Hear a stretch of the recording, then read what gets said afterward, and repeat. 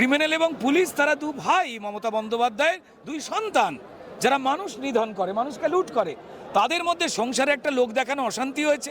অনুব্রত মণ্ডলের প্রয়োজন আছে না নেই, ফিরিয়েছে জানি না, তবে এই ধরনের বিষাক্ত মানুষ যদি পশ্চিমবঙ্গের মাটিতে বা ভারতবর্ষের মাটিতে ঘুরে বেড়ায়, তো তাহলে আমাদের সমাজের জন্য অত্যন্ত রকম সমস্যার। তো তাই আমার মনে হয় উনি চোর জোচ্চোর, শুধু তো উনি একা চোর জোচ্চোর নয়, উনি টাকা তুলতেন, উনি টাকা তো উনি নিজে রাখতেন না পুরোটা। মমতা বন্দ্যোপাধ্যায় জানেন সেই টাকার ব্যবহার তারা কীভাবে করতেন। তো এই সিন্ডিকেটটা চলতো। আর মমতা বন্দ্যোপাধ্যায় নিজে বলেছিলেন যে বাংলার বাঘ স্যার আশুতোষ মুখোপাধ্যায় নয়, যিনি আমাদের শ্রদ্ধেয় শ্যামাপ্রসাদ মুখোপাধ্যায়ের বাবা। তৃণমূল নতুন বাংলার বাঘ চিনিয়েছিল অনুব্রত মণ্ডল। আপনারা মনে করে দেখুন।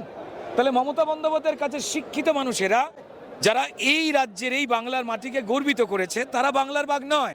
মমতা বন্দ্যোপাধ্যায় এবং তৃণমূলের কাছে বাংলার বাঘ যারা মানুষের রক্ত খায়, তারা। বাংলা হান্টের আরো খবর দেখতে নজর রাখুন।